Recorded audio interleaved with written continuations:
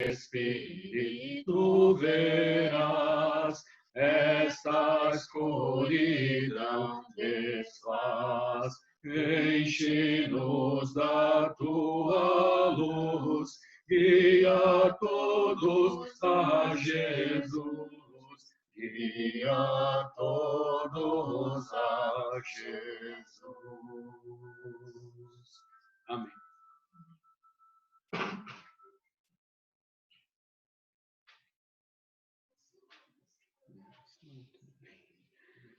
Eu tenho tesouro, eu tenho sim, eu tenho tesouro, é dentro de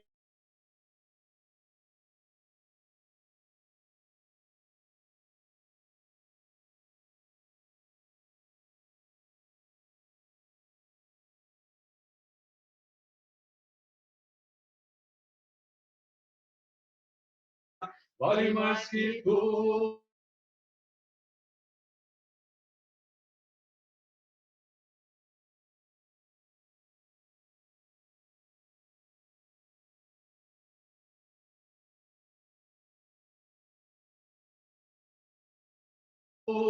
Vale mais que eu.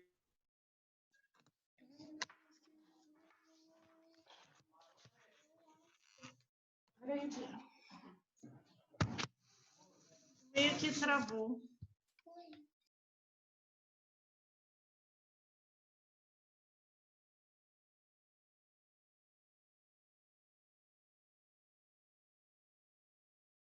Acho que caiu.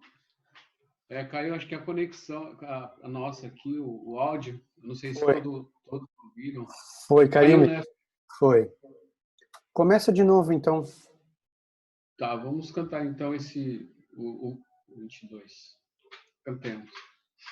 Eu tenho tesouro, eu tenho sim, eu tenho tesouro, é dentro de mim. Esse meu tesouro tem muito valor. Esse meu tesouro é Jesus Cristo, meu Salvador. Vale mais que o céu, vale mais que o mar, vale mais que tu, vale mais que eu. Esse meu tesouro tem muito valor. Esse meu tesouro é Jesus Cristo, meu Salvador. Vale mais que o céu, vale mais que o mar, vale mais que tu, vale mais que eu. Esse meu tesouro tem muito valor. Este meu tesouro é Jesus Cristo, meu Salvador.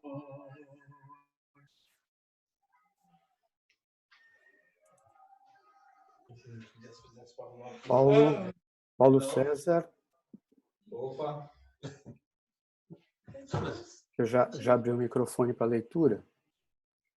Meus irmãos, estão todos me ouvindo?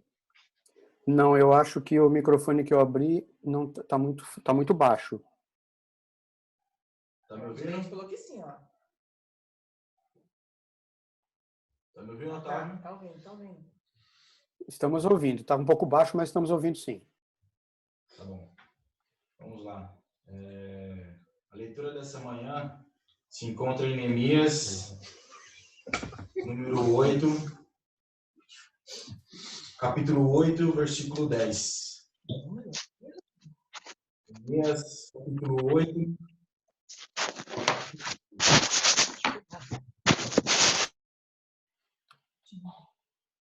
Disse-lhe mais: Ide, comei carnes gordas, tomai bebidas doces e enviai porções aos que não têm nada preparado para si, porque esse dia é consagrado ao nosso Senhor. Portanto, não vos entristeçais, porque a alegria do Senhor é a vossa força. Oremos.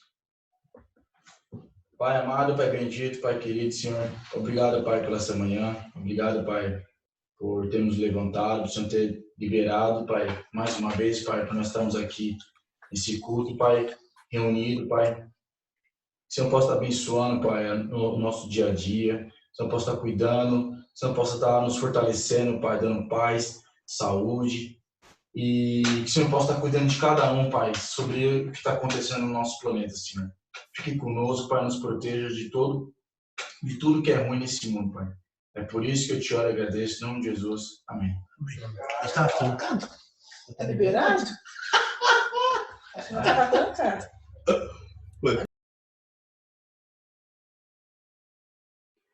Felipe, você que vai fazer os cânticos agora, né? Antes da mensagem. O Adilson ainda. É o Adilson ainda?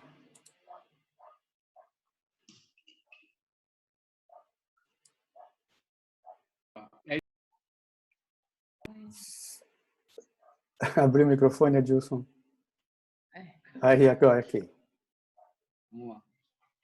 Cada vez que minha fé é provada, tu me dás a chance de crescer um pouco mais. As montanhas e vales, desertos e mares que atravesso me levam para perto de ti. Minhas provações não são maiores que meu Deus e não podem me impedir de caminhar. Se diante de mim não se abrir o mar, Deus vai me fazer andar por sobre as águas, rompendo em fé. Minha vida se revestirá do teu poder, rompendo em fé. Com ousadia vou mover no sobrenatural. Vou lutar e vencer, vou plantar e colher. A cada dia vou viver, rompendo em fé, rompendo em fé. Minha vida se revestirá do teu poder, rompendo em fé. A cada dia vou mover o sobrenatural. Vou lutar e vencer, vou plantar e colher. A cada dia vou viver, rompendo em fé. A cada dia vou viver, rompendo em fé. Amém. Ainda sou eu? Sim, né? Acho que sim, né? Não, ela liga. Vai continuar ligando aqui. Vamos cantar então. Jesus é meu Senhor, Ele é meu ser. Jesus é meu Senhor, é meu viver.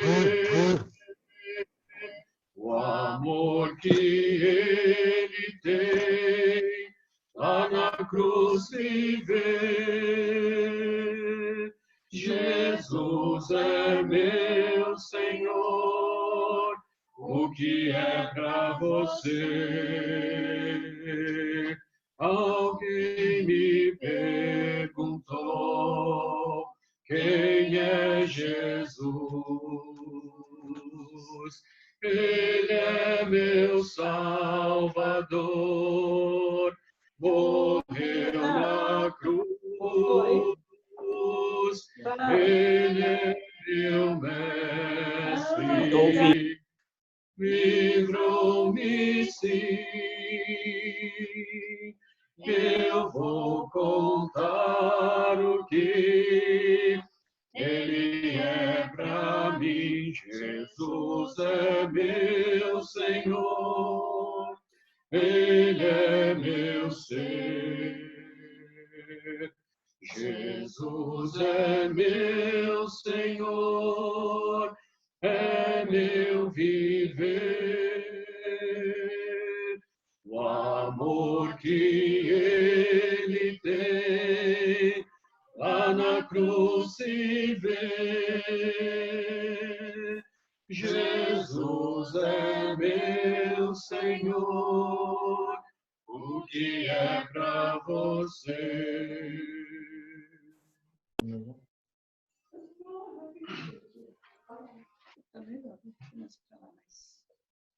Otávio, Sim, estamos ouvindo. não estou ouvindo nada. Mas tá ok, nós estamos ouvindo você. Ok. Otávio,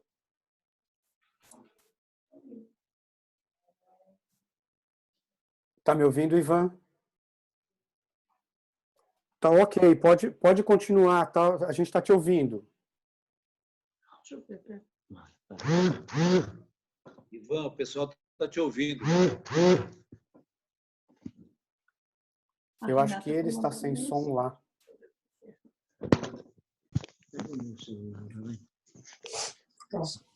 Ele não está ouvindo a gente, então não adianta a gente falar. Eu vou ligar lá. Tá ok.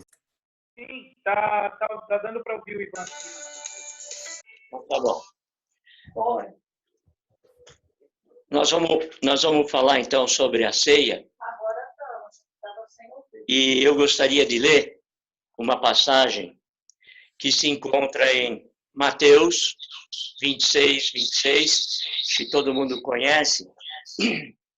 E realmente, como falei alguns dias atrás, a ceia é um momento de pura alegria e felicidade. Porque nós sabemos que Jesus Cristo morreu, mas foi ressurreto. Ele está entre nós, vivo. E isso nos dá satisfação, nos dá alegria. E o próprio Jesus foi quem instituiu a ceia. No versículo 26, ele fala, enquanto comiam, tomou Jesus um pão e, abençoando-o, o partiu e o deu aos discípulos, dizendo, tomai e comei, isto é o meu corpo. Então, nós vamos orar agora pelo pão, pedindo e rogando a Deus que Ele esteja nos abençoando nesse momento e nos dando cada vez mais vontade de viver, alegria de viver, porque sabemos que estamos caminhando para a vida eterna. Vamos orar. Santo Deus, Pai de misericórdias, obrigado, Senhor, por esse momento. Obrigado por lembrarmos da morte, mas principalmente da ressurreição de Jesus Cristo. Obrigado, Senhor, por Ele estar contigo aí, à tua destra, guardando, abençoando cada um de nós. Abençoe esse pão também que representa o corpo dele que foi dado na cruz, em favor de cada um de nós. E é em nome de Jesus que nós somos gratos. Amém, Senhor. Amém.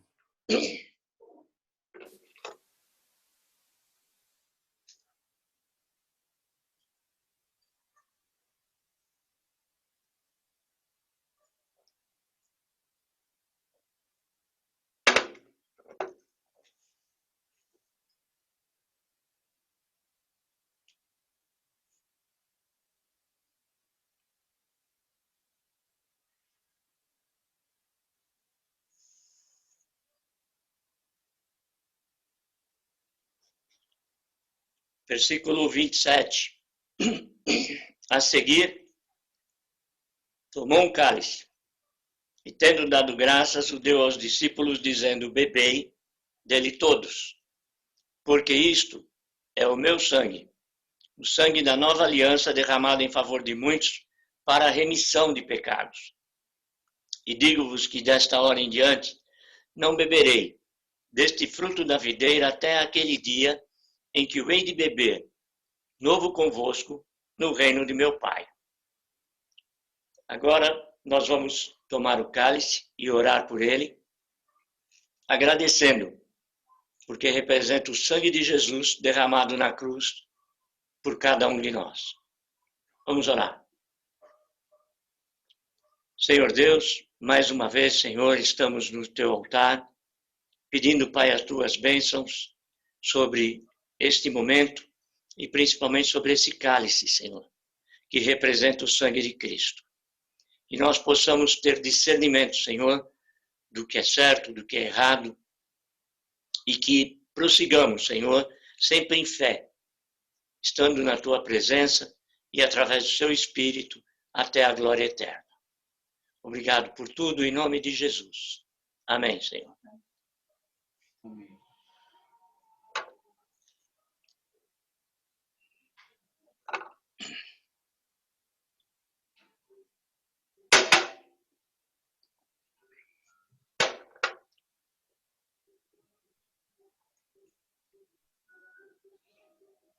Passando desse ato para um outro ato, que é a oferta, nós vamos ler em 2 Coríntios,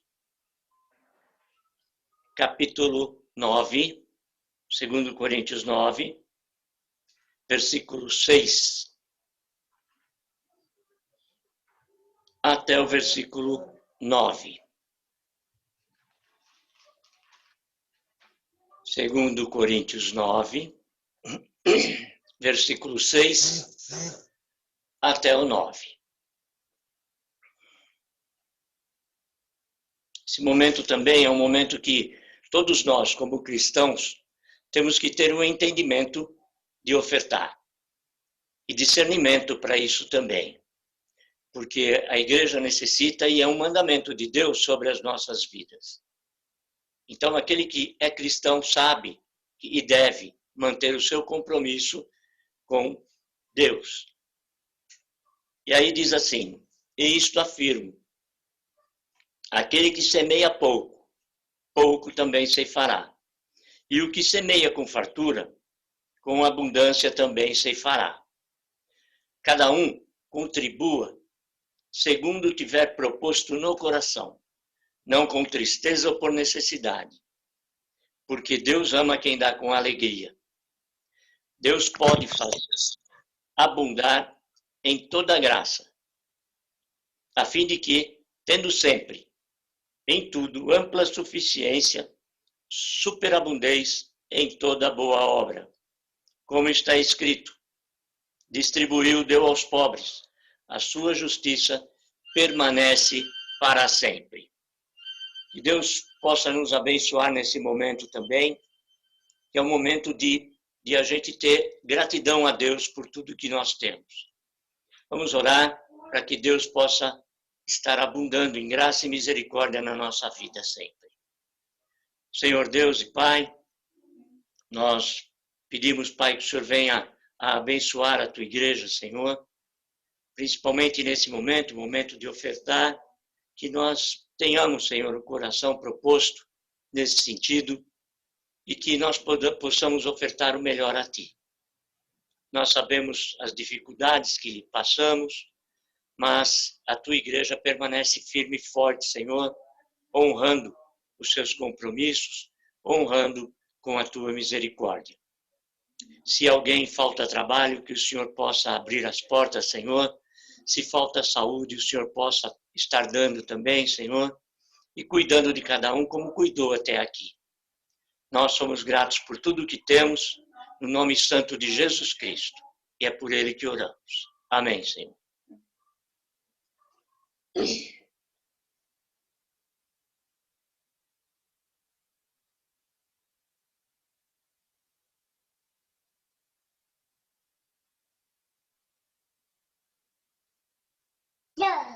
Na oração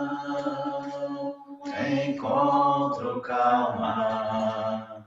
Na oração encontro paz.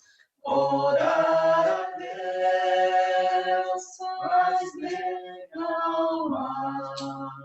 Falar com Deus me satisfaz.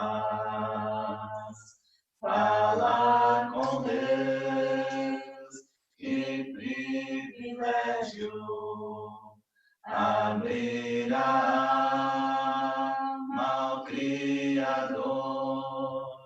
Sente que os céus estão abertos e ouvir a voz do Salvador.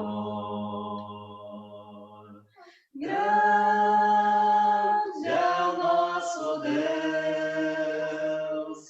e as obras que Ele faz, o seu amor não tem limites, em seu perdão encontro paz.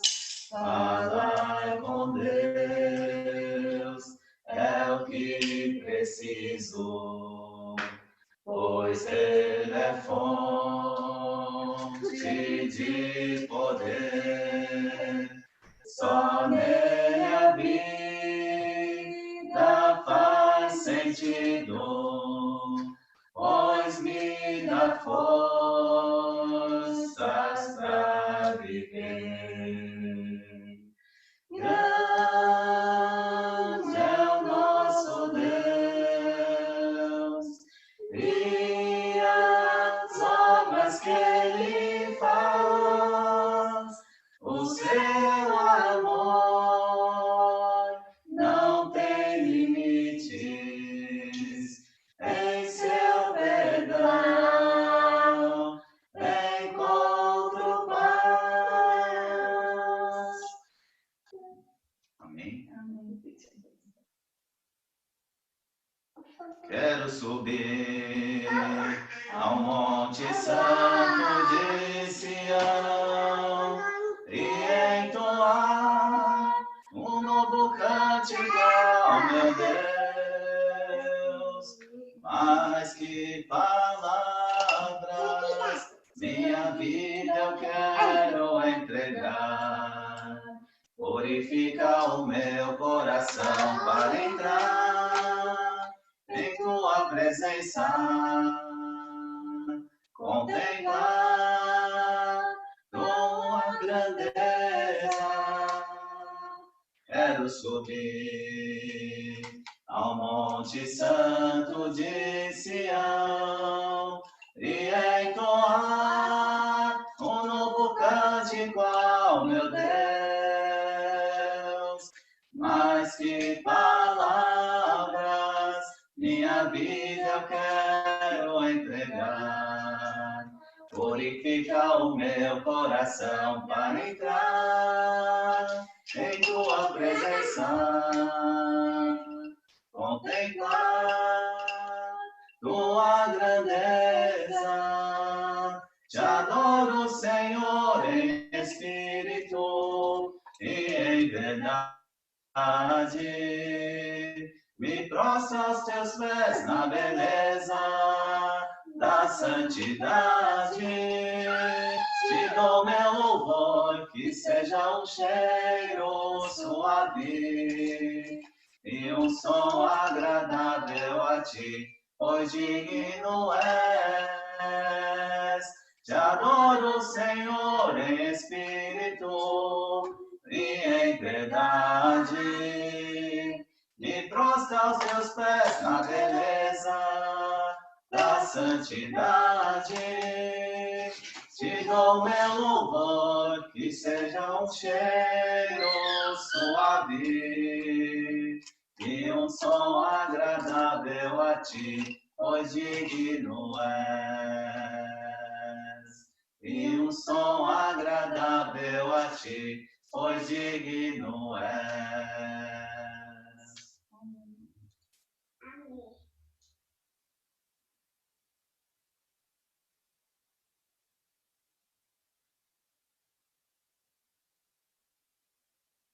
Bom dia a todos os irmãos. Espero que estejam me ouvindo bem aí. Estamos sim. Amém. Queria começar um pouco essa mensagem sobre o texto que foi lido.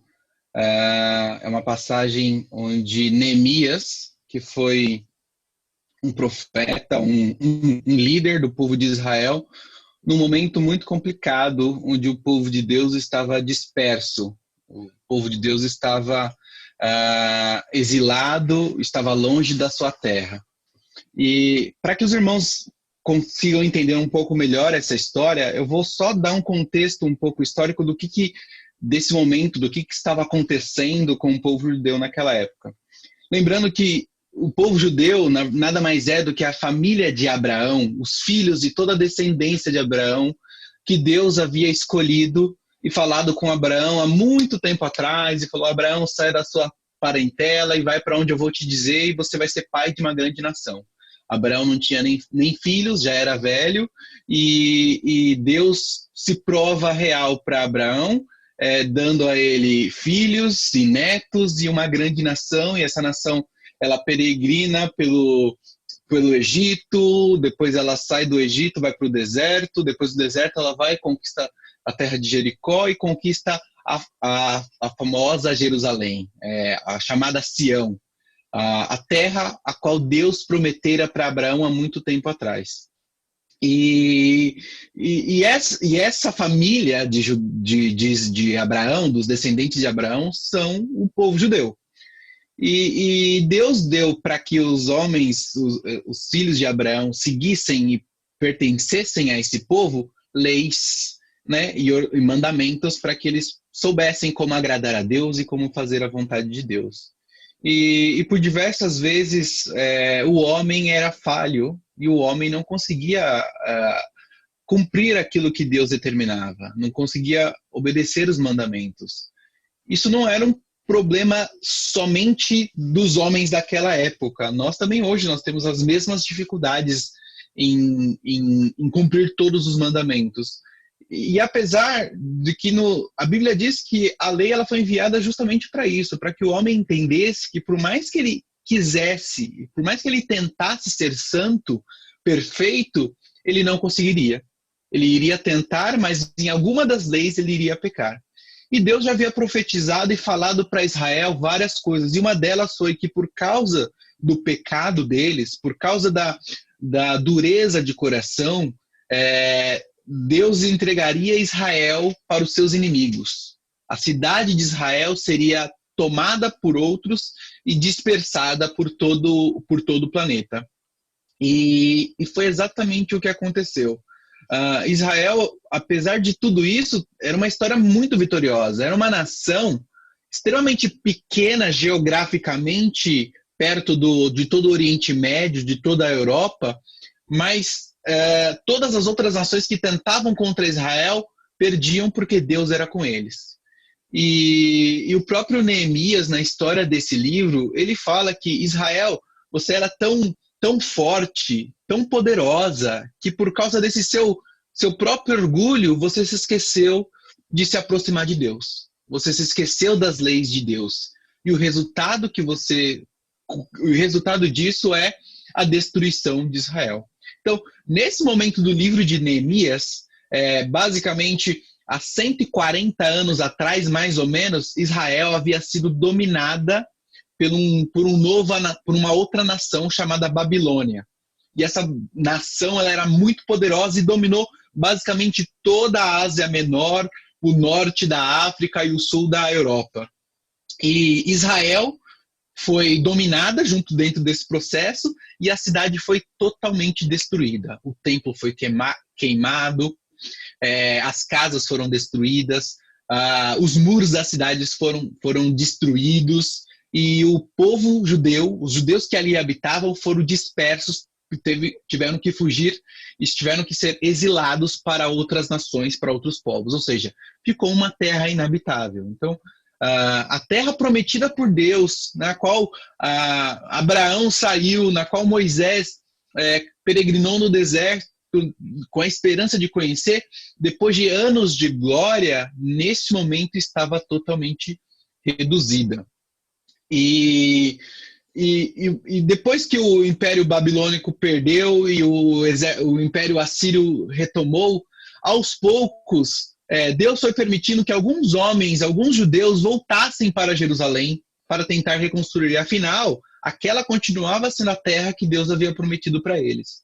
Então, mais ou menos uns 90 anos depois, quem vai para lá é Esdras e mais alguns outros judeus, e tentam reconstruir a cidade e não conseguem. E aí no capítulo 1 do livro de Neemias, no versículo 2, a partir do 1 eu vou ler.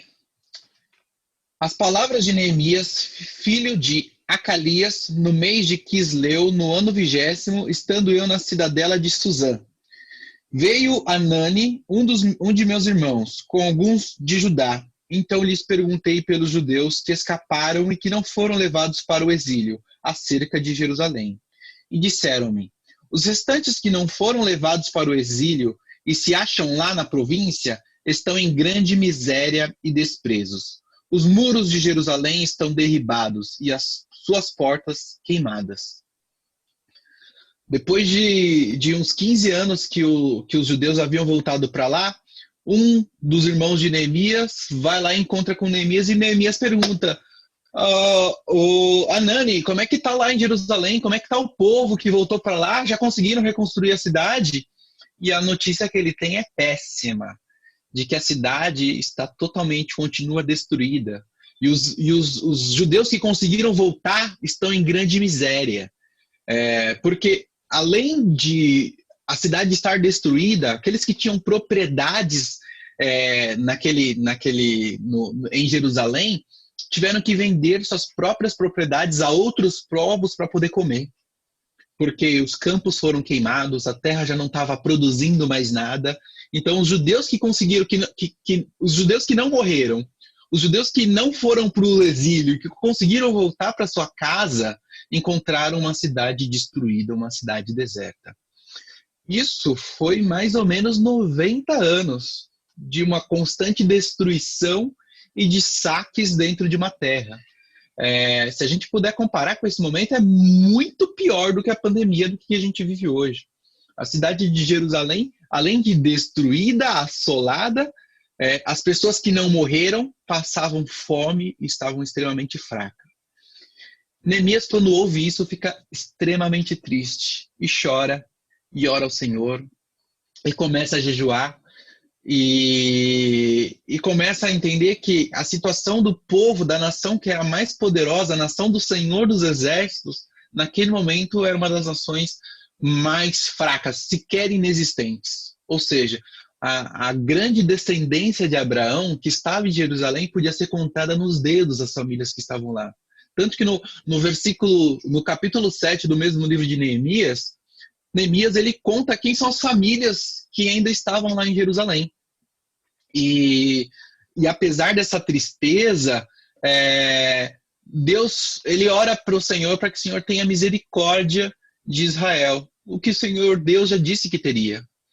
E quando ele ora, ele estava, e naquele momento ele não estava, vou mostrar para vocês aqui uma foto do mapa, deixa eu ver se vocês conseguem ver.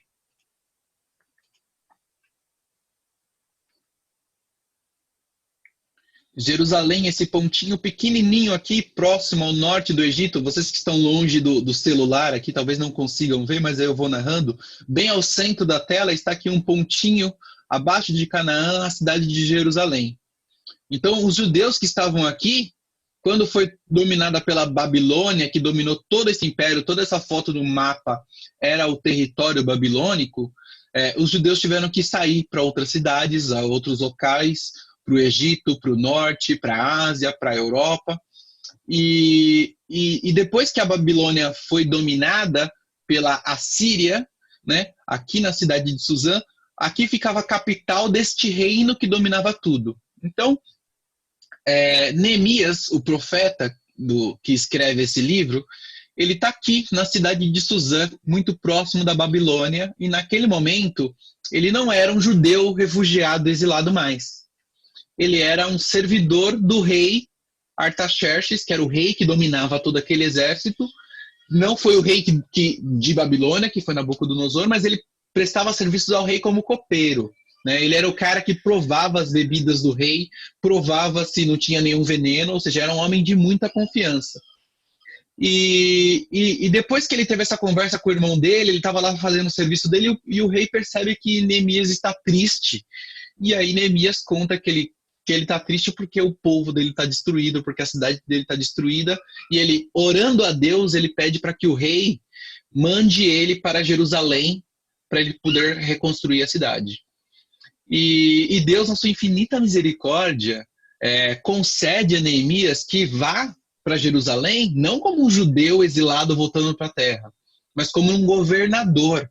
Ou seja, se algum outro exército, ele tinha na mão uma carta do rei que dizia, olha, o rei me mandou aqui para essa terra, para reconstruir essa terra. Então, Neemias, ele volta para a cidade de Jerusalém e ao voltar para a cidade, ele encontra tudo destruído, tudo deserto, e começa a falar com os irmãos, com os judeus, para que eles voltem para aquela cidade, para que eles comecem a reconstruir aquela cidade. Depois de uma tremenda destruição, depois de que a onda de mortes da destruição passou, ainda tinha uma cidade para ser reconstruída. E os judeus estavam muito fracos. O povo de Deus, o povo que tinha vivenciado milagres, estava muito fraco, não só fisicamente, mas também espiritualmente. No coração deles, eles não sabiam, será que nós vamos de novo voltar a sorrir? Será que nós vamos de novo voltar a ser um povo forte? Basicamente, alguns dos judeus lembravam que quando eles eram escravos no Egito, os pais eles eram escravos no Egito, foi tanto tempo de escravidão que alguns nunca viram a liberdade. Então, os judeus que nasceram em exílio nunca conheceram a glória que Israel, a glória que Deus tinha preparado para aquele povo. Então, Neemias, durante esse livro todo, ele começa a falar com o povo para que vamos voltar para Jerusalém, vamos lembrar das promessas que Deus deu. E quem deu essas promessas foi Deus, não foi outro homem, não foi outra pessoa. E se ele prometeu, ele há de cumprir. E então o povo começa a voltar para Jerusalém. Os judeus começam a voltar. Algumas pequenas famílias, alguns chefes de famílias começam a mandar 200 homens, 300 pessoas, e eles vão tentar reconstruir a cidade murada. Vou voltar aqui no mapa para vocês terem outra visão.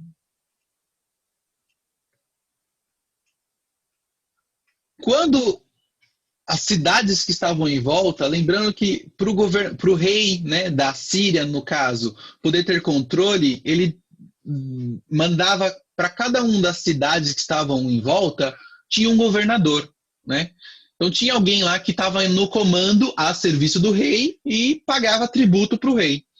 Quando esses outros governadores souberam que havia em Jerusalém um regresso dos judeus com a intenção de reconstruir a cidade, todos eles ficaram com muito medo de Jerusalém e quiseram combater a Jerusalém. Quiseram dizer, olha, esses judeus não sei não, eles já foram poderosos um dia. Se eles se juntarem de novo e construírem essas cidades, vão ficar muito fortes, vão querer se rebelar, vão querer ser um reinado novo, melhor a gente ir contra eles.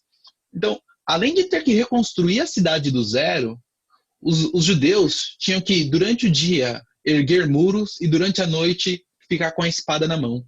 Porque toda em volta de Jerusalém haviam povos, haviam governadores que queriam destruir a intenção de Neemias. Queriam destruir aquilo que Deus estava reconstruindo naquele momento. Então, apesar de tudo isso, milagrosamente, Deus se mostrou poderoso para com Israel. Misericordiosamente, Deus mostrou mais uma vez que, apesar de tudo que Israel tinha se virado as costas para Deus, e Neemias fala isso o tempo todo no livro, olha, vocês se esqueceram de Deus, vocês se esqueceram dos seus costumes, vocês pararam de declarar que Deus era o provedor de Israel e começaram a acreditar nas suas próprias forças. E foi por isso que caímos. E com a misericórdia de Deus, a cidade de Jerusalém, o muro de Jerusalém foi reconstruído em menos de 2 meses. Então, em 2 meses, aquela cidade que estava destruída já estava completamente murada e fortificada.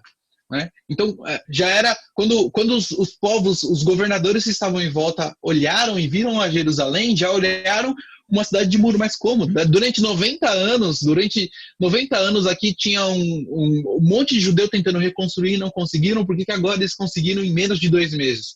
Porque a mão poderosa de Deus estava com eles.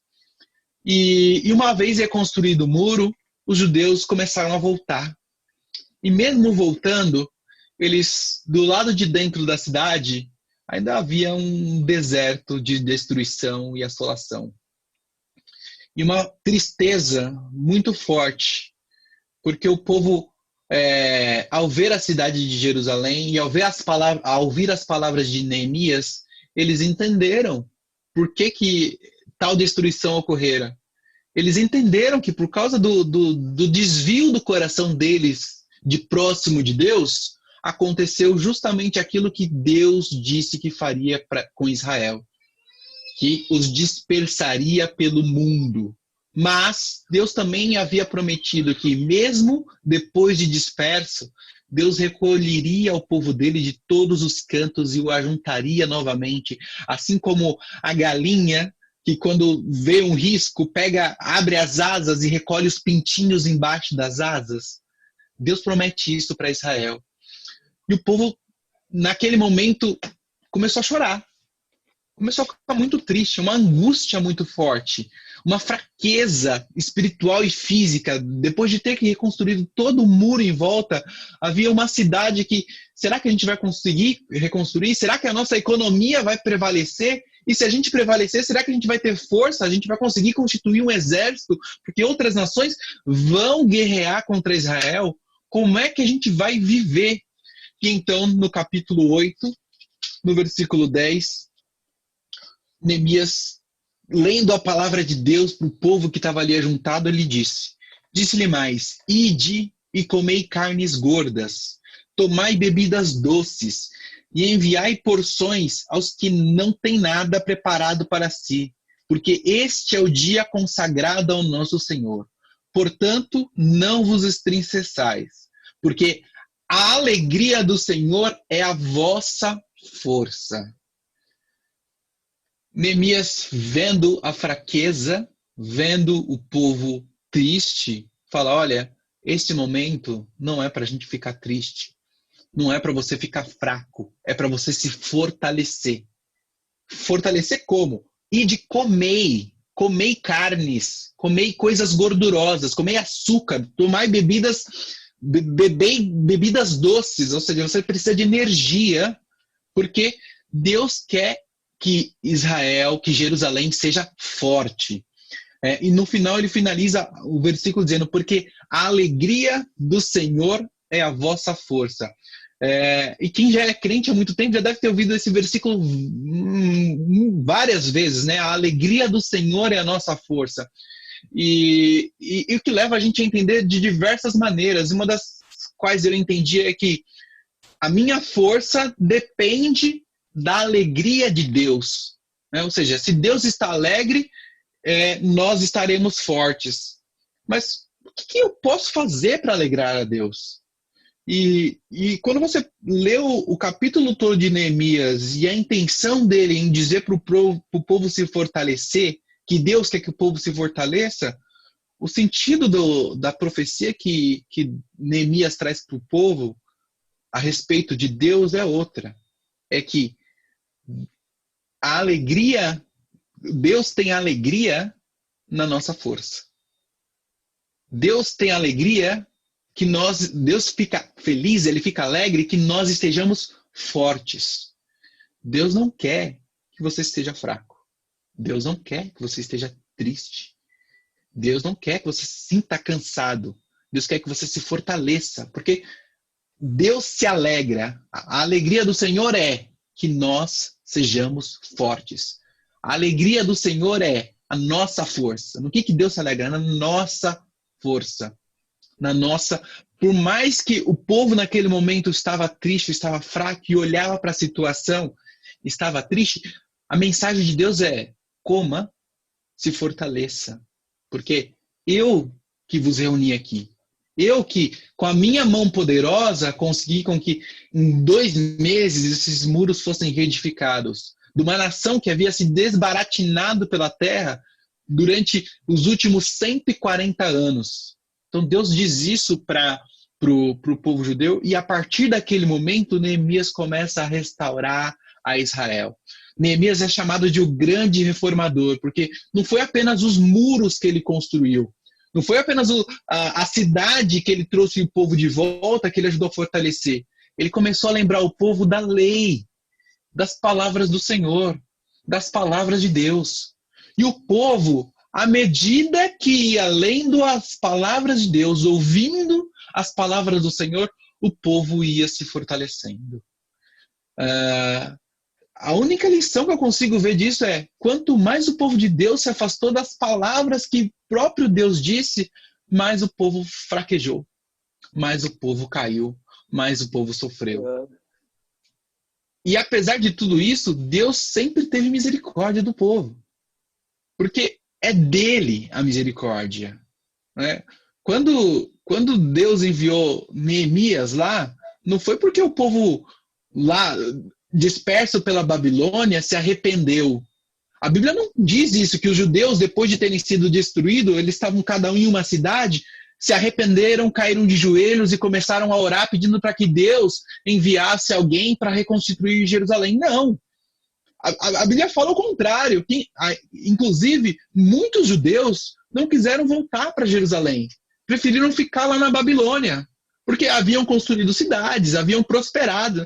Deus ele é tão bom, ele era tão misericordioso com Israel, que aonde o povo de Deus ia, o povo de Deus prosperava. Então, os judeus que saíram de Jerusalém constituíram famílias e povos e comércio e bens, e foram bem-sucedidos. E nesse momento, teve judeu que não quis voltar, preferiu ficar na Babilônia. Então, foi a própria misericórdia de Deus. E falou assim, porque eu quero, Deus mandou Neemias lá e chamou o povo para voltar, antes do povo se arrepender. Às vezes nós achamos que o que está acontecendo à nossa volta é culpa nossa, ou depende de mim. Se eu fizer alguma coisa, se eu passar a jejuar e a orar todos os dias, então Deus há de ter misericórdia e vai se lembrar porque eu estou sendo bom, estou sendo um cristão de oração por essa nação. E na verdade não é isso. E eu não estou desincentivando ninguém a ter uma vida de oração. Eu estou incentivando a que a gente creia que a restauração que Deus fez ao povo dele é porque ele é Deus, não é porque nós somos alguma coisa. Não é porque o povo de judeu era alguma coisa, é porque ele é Deus e porque o interesse, a alegria dele é a nossa força. Porque a alegria do Senhor é que nós estejamos bem. Porque o desejo que o Senhor tem é que nós estejamos fortes e fortalecidos. No Novo Testamento, a gente vê vários momentos onde os cristãos que estavam ali anunciando a Jesus passaram por fome e fraqueza. E apesar de toda a fraqueza do seu corpo, a única confiança que eles tinham é: a força que eu tenho provém de Deus, não provém do meu corpo, não provém da minha carne, não provém da minha situação, não provém do meu estado de saúde, não provém do meu estado de espírito, provém da minha fé no Senhor. É muito difícil. Quem estava um pouco mais cedo na aula do Mauro, ele falou sobre a criação, sobre como Deus formou o homem, e que como o mundo tem ateus, é muito difícil você tentar explicar isso, porque, de fato, a palavra de Deus, ela narra coisas que é sobrenatural.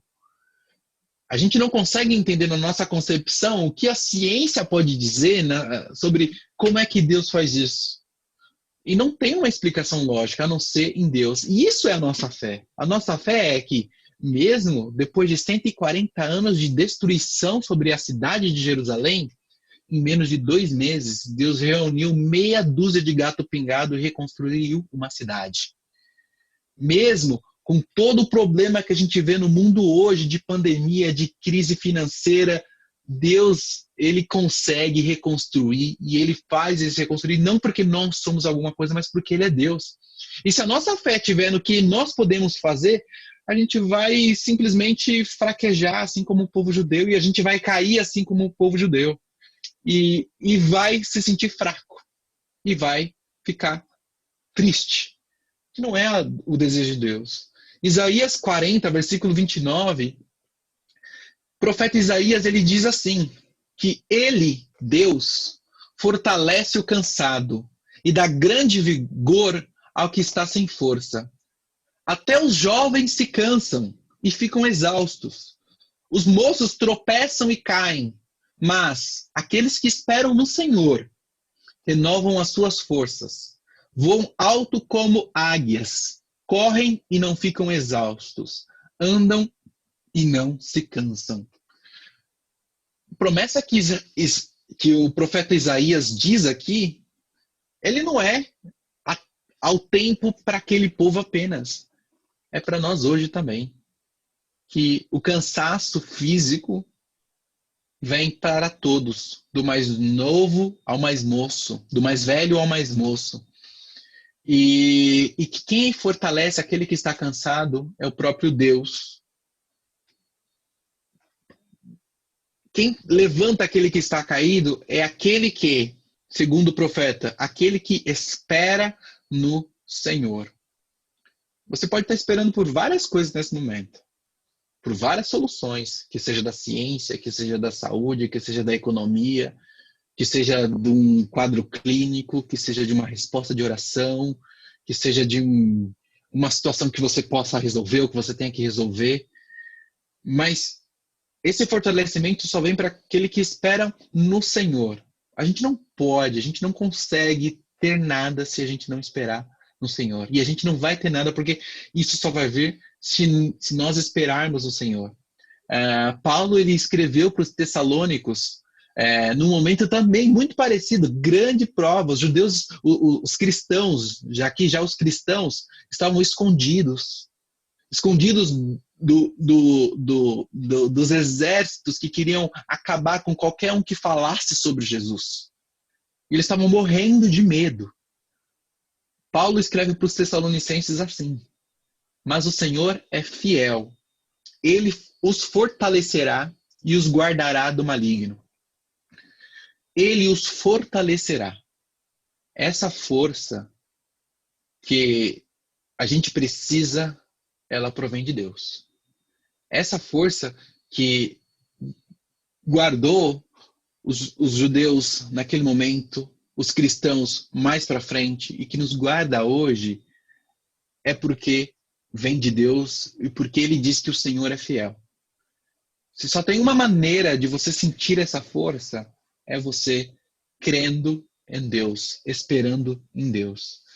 E se alguma coisa na sua vida, na sua alma, no seu corpo, no seu físico, te diz o contrário, na sua mente te diz o contrário, que você é fraco, que você não vai conseguir, que você não tem saúde, que você não tem força, que você não tem mais condição de fazer alguma coisa, como muitas vezes eu sinto isso dentro de mim, de que eu sou fraco, de que eu não vou conseguir, de que a situação ao redor, de que os inimigos em volta de mim é muito maior, o único conselho que a Bíblia diz é uma oração que o Davi faz em Salmo, no capítulo 73 de Salmo, no versículo 26. E o Davi ora assim: ainda que a minha carne e o meu coração desfaleçam, Deus é a fortaleza do meu coração e a minha herança para sempre. Em outras versões, ainda que o meu corpo e o meu coração poderão fraquejar, Deus é a minha força, Deus é a força do meu coração e a minha esperança para sempre. Mesmo que o seu corpo, mesmo que a sua mente, mesmo que a situação, mesmo que tudo diz que você está fraco, ore assim ao Senhor. No versículo anterior, Davi ele dizia que eu não tenho nada. A quem tenho eu no céu, senão o Senhor? Que a gente possa confiar no Senhor. E confiar no Senhor diz respeito não ao que a gente vê, mas que quando a condição é extremamente adversa, aí então que eu posso dizer que, de fato, eu consigo confiar em Deus. Porque Ele disse que seria fiel e de que nos guardaria, e de que nos levaria para uma esperança muito maior. E uma esperança de salvação muito maior, da qual nós não podemos provar hoje. Porque Ele disse isso, a Bíblia diz que Ele é fiel.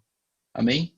Que a gente possa, nos próximos dias, durante a nossa vida, exalar aos outros. Porque se você está aqui ouvindo isso, você tem força. Você não é fraco. Você não é doente. Você é são. Você é salvo. Mas essa mensagem, ela precisa chegar àqueles que estão fracos. Essa mensagem que Deus, Ele é fiel, precisa chegar àqueles que necessitam. E para isso, é o que Paulo diz aos Tessalônicos. Deus vai te fortalecer, não só para a sua vida, mas para que você possa indicar a todos a Jesus. Amém? Tenhamos um bom dia.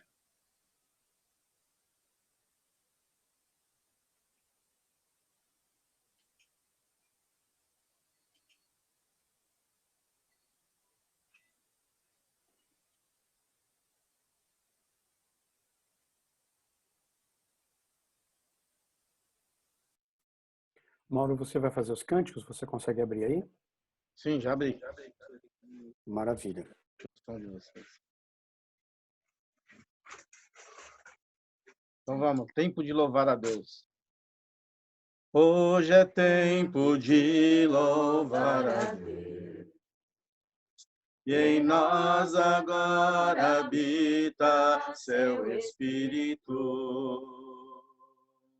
Então é só cantar e a Cristo exaltar, que sua glória encherá este lugar.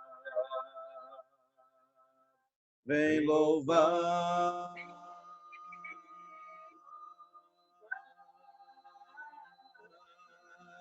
vem louvar,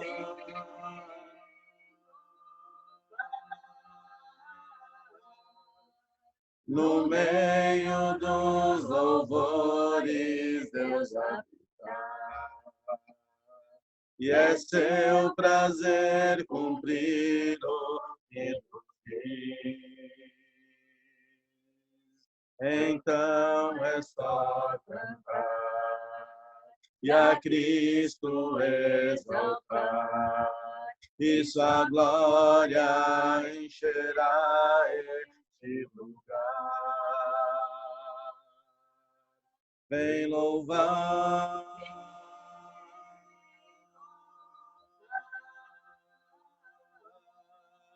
vem louvar,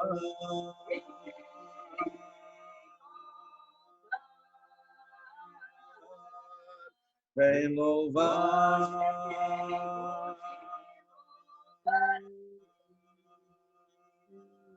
vem louvar.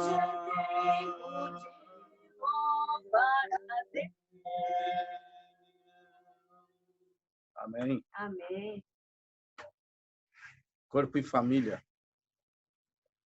Recebi um novo coração do Pai,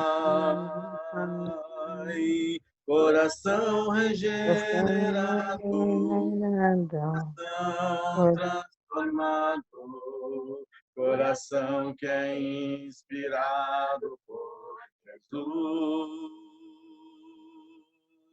Como fruto desse novo coração, eu declaro a paz de Cristo, te abençoo, meu irmão. Preciosa é a nossa comunhão.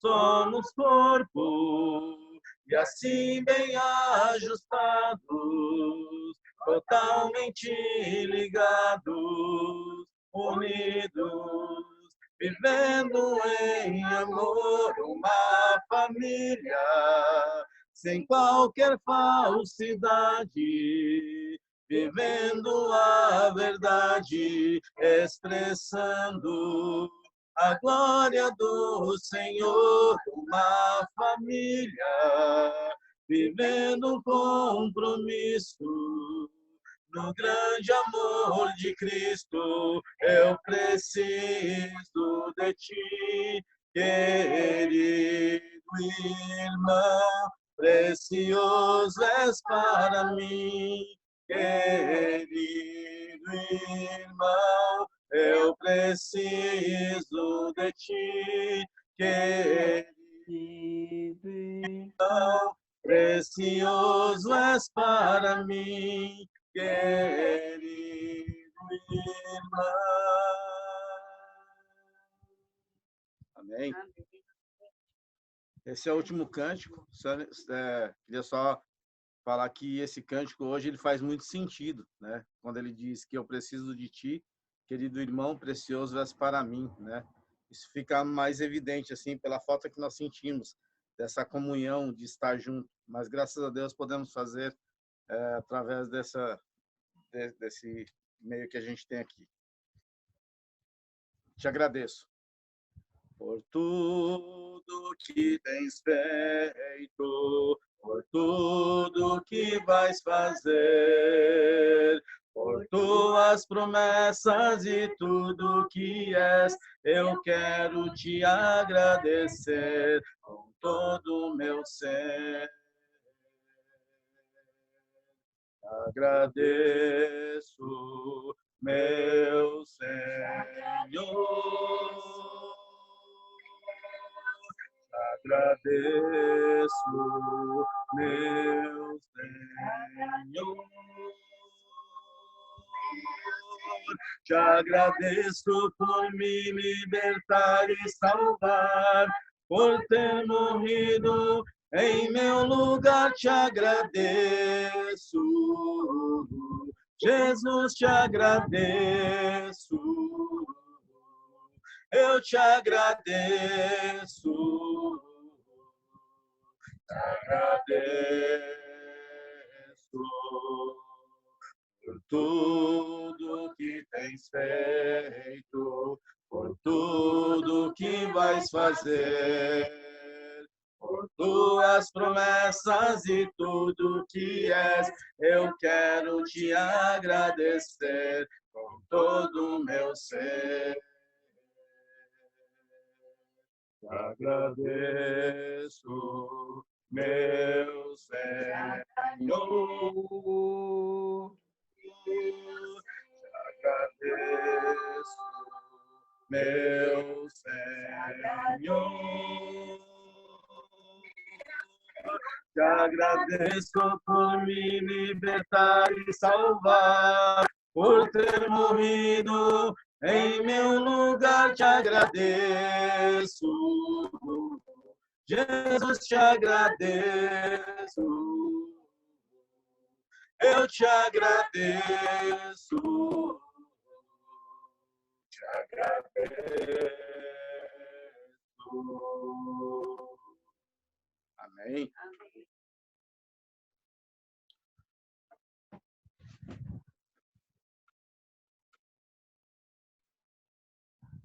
Marcos. Sou eu, Otávio. Isso, já, só confirmando o microfone. Tá ok. Vou pedir a todos que, antes de orar, possam fechar os seus olhos. E eu sei que talvez muitos aqui que estão reunidos possam estar com o coração muitas vezes apertado, como diz a mensagem do Murilo, enfraquecidos, com algum problema. Às vezes o pecado nos deixa a gente longe de Deus e nos sentimos assim. E há 26 anos atrás, eu no acampamento, ainda não era batizado, eu ouvi esse cântico, e esse cântico que me fez realmente eu me entregar a Deus e saber que nada dependia de mim, a não ser a minha entrega a Ele. E o cântico dizia assim: fique quieto e sai que eu sou Deus. Fique quieto e saiba que eu sou Deus.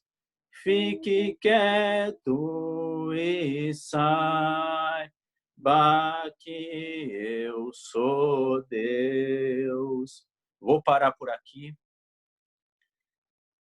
Que nós possamos ficar quietos e saber que Ele é Deus. Ele pode tudo. Oremos. Maravilhoso Deus, o Senhor sempre tem feito promessas, o Senhor sempre quer religar o homem ao Senhor durante toda a história do homem aqui na terra. Ajude-nos, Pai, a realmente sabermos que o Senhor é o Deus, que nós possamos ter a dependência em Ti, que nós possamos alegrarmos no Senhor, Pai, alegrar o Senhor, para que o Senhor realmente nos ajude a nos sentirmos fortes, porque o Senhor é o Deus, o Senhor é aquele que realmente pode tudo, o Senhor opera milagres em nossa vida, o Senhor realmente dá maravilhas, o Senhor nos faz nos sentir forte, o Senhor limpa e purifica o pecado através de Jesus Cristo, Pai, e faz realmente nós sentirmos esperançosos com essa nova aliança através do Teu Filho Jesus. Obrigado porque hoje nós reunimos como igreja, nós realmente repartimos o pão, nós realmente damos a prioridade, temos fé no Senhor quando nós realmente damos uma parte de tudo aquilo que o Senhor nos dá, Pai, realmente com fé e acreditando que a Tua mensagem não pode parar, e jamais. Reerga, Pai, os Seus filhos, dê força, atenda a necessidade de cada um, Pai, como o Senhor tem feito até aqui. Dê um domingo maravilhoso na vida de cada um. Obrigado pela mensagem que hoje foi ministrada pelo Mauro, na parte da manhã, e principalmente por essa mensagem tão forte, Pai, do Murilo, que realmente nos fortalece. Use-o, abençoe a família dele, Pai, e abençoe todas as famílias aqui reunidas, no nome de Jesus. Amém, amém, amém. Obrigado. Amém. Antes de abrir os microfones de todos, eu tinha preparado aqui uma homenagem para as mães, mas a Renata mandou um outro link. Eu vou compartilhar com vocês. Espero que todos consigam ver e ouvir bem essa mensagem para o Dia das Mães, tá bem? Já está aí, vou iniciar.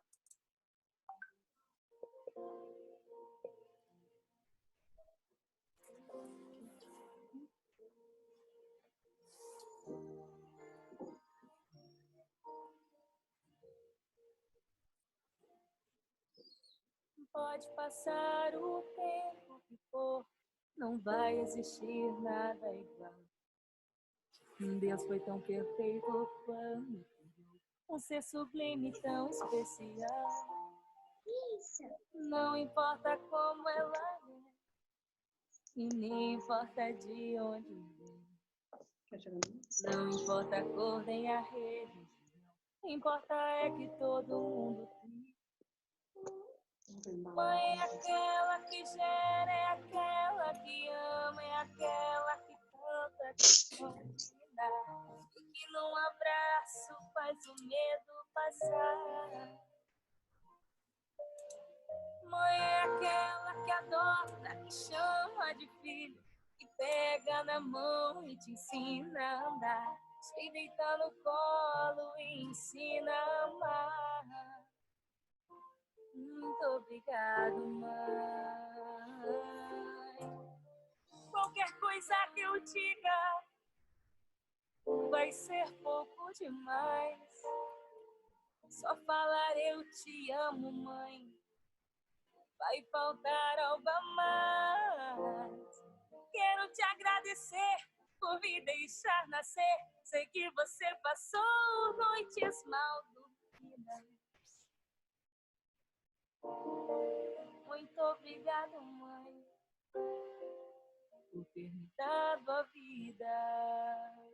Muito obrigado, mãe, por ter me dado a vida.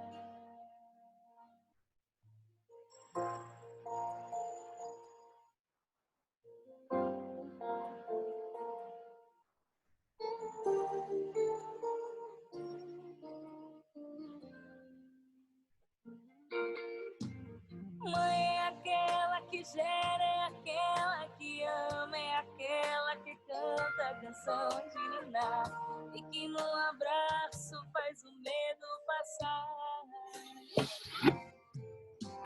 Mãe é aquela que adota, que chama de filha, que pega na mão e te ensina a andar, te deita no colo e ensina a amar. Muito obrigado, mãe. Qualquer coisa que eu diga vai ser pouco demais. Só falar eu te amo, mãe, vai faltar algo a mais. Quero te agradecer por me deixar nascer. Sei que você passou noites mal dormidas. Muito obrigado, mãe, por ter me dado a vida. Muito obrigado, mãe, por ter me dado a vida. Te amo, mãe.